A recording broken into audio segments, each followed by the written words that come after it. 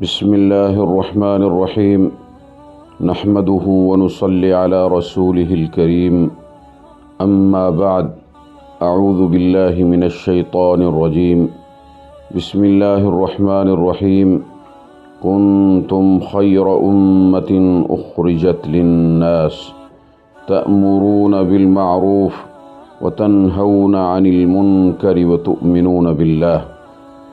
معزز سامعین، رب کریم نے قرآن مقدس کے اندر ارشاد فرمایا ہے کہ تم بہترین امت ہو، لوگوں کے لیے بھیجے گئے ہو، لوگوں کو اچھائی کا کہو اور برائی سے روکو، اور رب کی ذات پر ایمان لانا ہے۔ تو یہ بڑا اہم مسئلہ ہے کہ امت اسلامیہ اپنے اصل مشن کی طرف واپس آ جائے۔ ہمارا مشن کار کوٹھی اور باغ باغیچہ نہیں، یا دنیا کے کاروبار نہیں۔ یہ کاروبار تو کرنے ہیں، لیکن اصل محنت ہم نے اس امر بالمعروف پہ کرنی ہے، اچھائی کا کہنا ہے اور برائی سے روکنا ہے۔ مجھے یاد آیا، اس وقت ہم ٹوکیو میں تھے گزشتہ 20 سال پہلے، تو وہاں ہم ایک رسالہ تقسیم کرتے تھے جس کا نام تھا وٹ از اسلام۔ تو اسی دوران ایک بڑھیا کو میں نے دیکھا، شبویا ٹوکیو کے اندر ایک جگہ ہے، وہاں وہ اپنے مذہب کی تبلیغ کر رہی تھی اور لوگوں کو کہہ رہی تھی کہ ساری دنیا شیطانوں کی اولاد ہے اور میرے پاس آ جاؤ، میں تمہیں خدا کی اولاد بنا دوں گی۔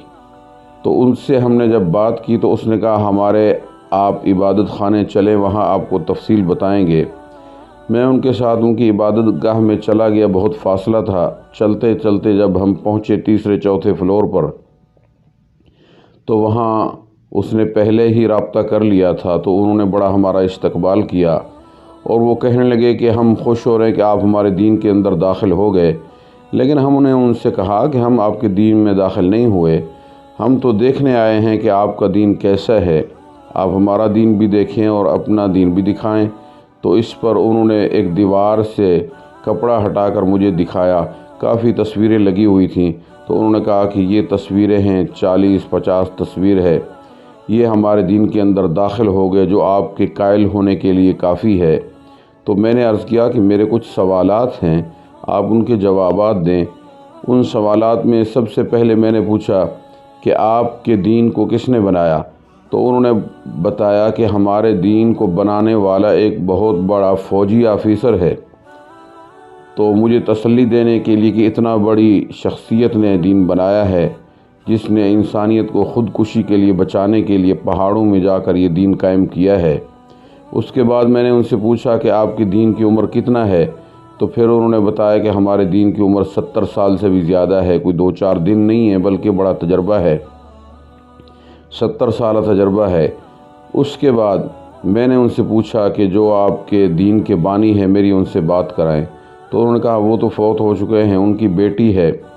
تو میں نے کہا چلو ان سے بات کرائیں۔ تو انہوں نے کہا تو وہ تو آپ ابھی سے اپنی بکنگ کرائیں اور فیس جمع کرائیں، مہینے کے بعد ٹائم آئے گا، گاڑی آپ کو لے کر جائے گی، آپ دور سے اس کا دیدار کر سکتے ہیں، بات نہیں کر سکتے۔ تو میں نے ان سے کہا اس کے بعد کوئی آدمی ہو جس سے میں بات کر سکوں، جو آپ کا سینئر ہو؟ تو انہوں نے کہا ہمارا سینئر جو عبادت گاہوں کا بڑا ہے، ان سے جب ٹیلی فون پر بات انہوں نے کی تو اس نے ہمارا حلیہ پوچھا کہ یہ کیسی شکل کے ہیں۔ تو جب حلیہ اس کو بتایا تو اس کو پتہ چل گیا یہ مسلمان ہیں۔ تو اس نے کہا اسپیشل میں نے وہ آدمی اختیار کیا ہوا ہے، پروفیسر ہے، جو مسلمان ایسے آتے ہیں جو ہمارے دین میں داخل نہیں ہوتے، تو ان کے سوالات بڑے سخت ہوتے ہیں، تو ان کو یہ آ کر جوابات دے گا۔ تھوڑی انتظار میں وہ پروفیسر کتابیں لیتا ہوا پہنچ گیا۔ جب اس نے کتابیں کھولنا شروع کی تو ایک کتاب کھولی، اس میں تصویر دکھائی کہ عورت کمپنی کی مالک ہے، بڑی سینئر سمجھدار ہے، اس کو رات کو نیند نہیں آتی تھی، تو ہمارے دین میں داخل ہو گئی تو اس کو سکون مل گیا۔ دوسرا آدمی ہے، اس کو کینسر تھا، وہ ہمارے دین میں داخل ہوا تو پھر اس کو سکون مل گیا۔ اسی طرح کوئی آدمی پریشان حال تھا، کوئی کیسے تھا۔ انہوں نے بہت ساری تصاویر اور ان کے لکھے ہوئے گواہیاں جو تھیں وہ ہمیں دکھائیں۔ تو اس کے بعد میں نے ان سے عرض کیا میرے پیٹ پر ایک تازہ چوٹ لگی ہوئی تھی، تو میں نے ان سے عرض کیا کہ میرے اس پیر کا آپ علاج کریں تاکہ میں دیکھ لوں۔ تو انہوں نے کہا آپ کرسی سے نیچے اتر کے آ جائیں۔ جب میں کرسی سے نیچے اترا تو ایک بت سے انہوں نے کپڑا ہٹایا، تو مجھے کہا اس بت کے سامنے جھک جاؤ۔ تو میں نے عرض کیا کہ یہ کام میں نہیں کر سکتا۔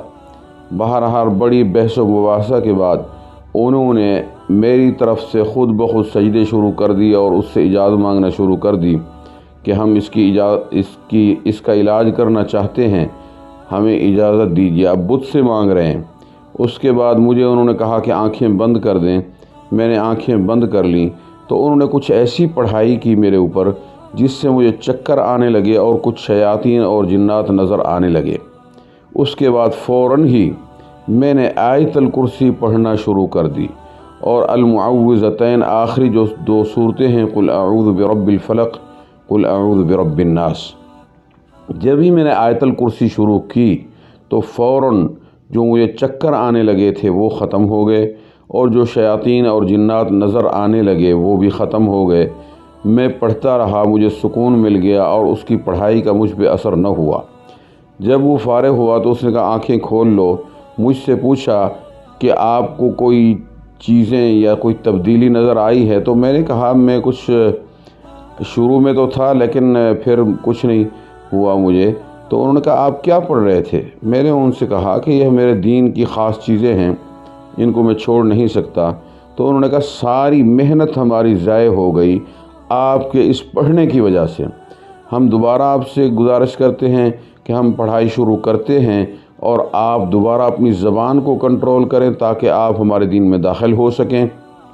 مجھے پتہ چل گیا کہ جنات کے اثرات ہیں یا جادو ہے جس سے وہ مجھے اپنا بنانا چاہ رہے تھے۔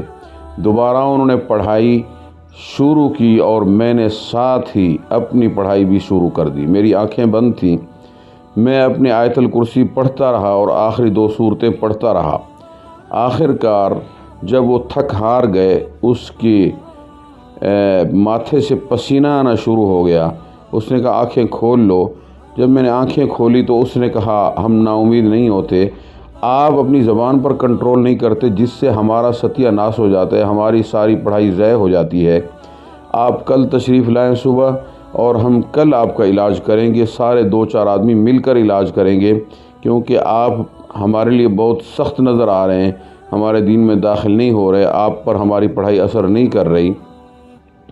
اس کے بعد میں نے گزارش کی کہ آپ اگر مجھے اجازت دیں میں تھوڑا سا آپ کا علاج کر لوں۔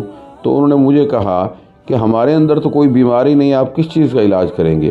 تو میں نے گزارش کی کہ آپ کے دلوں کے اندر کچھ کالے جراثیم ہیں جس کی وجہ سے نہ آپ کوئی صحیح بات سن سکتے ہیں نہ سمجھ سکتے ہیں جو میری بات ہے، تو ان کو نکالنا ضروری ہے۔ تو انہوں نے کہا وہ کس میڈیکل کی آپ بات کر رہے ہیں؟ ہمارا تو چیک اپ ہوا ہے، تو کسی نے ہمیں ڈاکٹر نے نہیں بتایا کہ آپ کے اندر جراثیم ہیں، کیونکہ مجھے قرآن مقدس کے اندر ثبوت ملا ہے ختم اللہ علی قلوبہم یا کلا بل ران علی قلوبہم یا زیغن کے لفظ بھی آتے ہیں کہ دلوں پر زنگ چڑھ جاتے ہیں، ایمان کی بات سمجھ نہیں آتی۔ تو میں نے کہا آپ کا جو علاج کرنا پڑے گا وہ میڈیکل سے ہے، ہماری میڈیکل اور ہے، آپ کے ڈاکٹروں کی میڈیکل اور ہے۔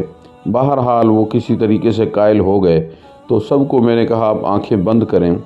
اس کے بعد میں نے کچھ آیتیں تلاوت کی، تو ان آیتوں کو دوبارہ میں اس وقت تلاوت کر بھی لیتا ہوں آپ کے سامنے۔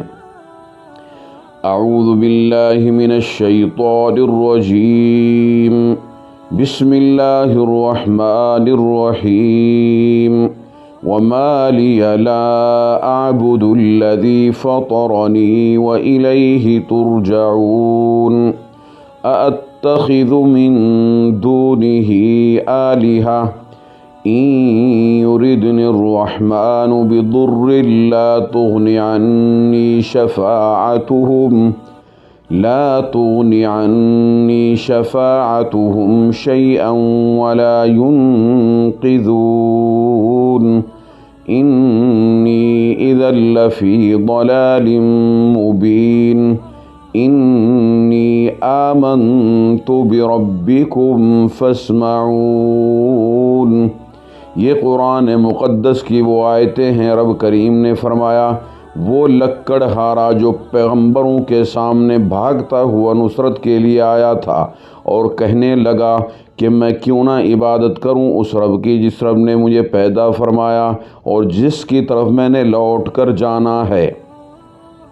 خلاصہ میں مختصر عرض کرتا ہوں کیونکہ آیتوں کا ترجمہ بہت تفصیل ہے۔ میں نے پوری سورت آخر تک پڑھی، اس کے بعد جب میں نے اپنی آنکھیں کھولیں اور انہوں نے بھی اپنی آنکھیں کھولیں تو ان کے اکثر جو سننے والے تھے، کم و بیش 20 کے قریب لوگ ہوں گے، جو رو رہے تھے، ان کے آنسو تھے، تو ان کے بڑے سینئر نے کہا آج ہمارا یہ کالے رنگ کا بت بہت ناراض ہوا کیونکہ آپ نے وہ چیز پڑھی ہے جس سے وہ نالاں ہوتا ہے، تو آئندہ آپ کل تشریف لائیں اور آپ کچھ نہ سنائیں، کچھ نہ ہمارا علاج کریں بلکہ ہم ہی آپ کا علاج کریں گے۔ اس کے بعد میں وہاں سے چلا، جب نکلا تو مجھے الوداع کرنے کے لیے وہاں کے کچھ لوگ ساتھ چلے۔ جب ہم ان کی عبادت گاہ سے تھوڑا سا دور گئے تو انہوں نے مجھے کہا کہ آپ ہمیں یہ بتائیں کہ کیا آپ نے تلاوت کی، کیا آپ نے پڑھا جس سے ہمارا اندر کچھ رد و بدل محسوس ہوا۔ تو میں نے ان سے کہا یہ اندر کی صفائی کرنے والی کتاب تھی، جو اندر کے جراثیم تھے ان کو نکالنے والی یہ کتاب تھی۔ تو انہوں نے کہا ہمیں یہ علاج کرانا ہے لیکن اس کی آپ کتنا فیس لیں گے، کیا طریقہ کار ہے، کیونکہ اس عبادت گاہ میں وہ کہہ رہے تھے کہ ہم اپنے سینئر کے سامنے آپ سے یہ باتیں نہ کر سکے۔ تو بہرحال وہاں گھنٹوں کے حساب سے بھی کچھ آفس کرائے پر ملتے ہیں، انہوں نے وہ کرائے پر لیا اور روزانہ مجھے ٹائم پر وہاں آنا ہوا۔ تو وہ میرے لیے مہمان نوازی بھی تیار رکھتے تھے، فروٹ وغیرہ، اور اس کے بعد وہ کہتے تھے کہ آپ ہمارا علاج کریں، تو میں ان پر تلاوت بھی کرتا تھا اور اس کا ترجمہ بھی ان کو دیتا تھا، جس کی وجہ سے اللہ کے فضل و کرم سے وہ مسلمان ہو کر مکہ شریف میرے ساتھ حج پر بھی چلے۔ تو اللہ تعالیٰ نے ان کے اسلام کو قبول فرمایا۔ اسی طرح ہمیں پتہ یہ چلا کہ انسان کاروبار کے لیے بھی اگر کسی ملک میں جائے، اگر کہیں سفر کرے، دنیا کی کسی غرض کے لیے جائے، تو بہتر تو یہی ہے کہ اپنی نیت کو مقدس بنا لے کہ میں اللہ کے دین کا نام کہیں پہنچا دوں گا۔ اگر جنگل میں بھی چلا جائے، کسی سناٹا جگہ پر بھی چلا جائے، تو وہاں بھی بلند آواز سے اذان بھی دے، نماز بھی پڑھے، تاکہ شجر حجر یہ ساری چیزیں گواہی دیں گی۔ تو اگر یہ آدمی نیت کر لے اپنے سفر میں، کاروبار میں، اپنے بزنس میں، دکاندارے میں، اپنے ہر عمل کے اندر امر بالمعروف کو شامل کر سکتا ہے، لیکن یہ ہے کہ ہم نے قولوا للناس حسنا، قرآن مقدس نے بتایا ہے کہ ہم نے پیار سے بات کرنی ہے، ہم نے اچھے انداز میں اخلاق محمدی استعمال کرنا ہے۔ آپ صلی اللہ علیہ وسلم ایک عظیم اخلاق کے مالک تھے۔ رب کریم نے فرمایا وَإِنَّكَ لَعَلَىٰ خُلُقٍ عَظِيمٍ۔ ہم رب کریم سے دعا کرتے ہیں اللہ تعالی ہم سب مسلمانوں کی حفاظت فرمائے، مسلمان ممالک کی، باشندوں کی اللہ تعالی سب کی حفاظت فرمائے، محبت نصیب فرمائے، کرم نوازی فرما دے۔ وآخر دعوانا ان الحمد للہ رب العالمین۔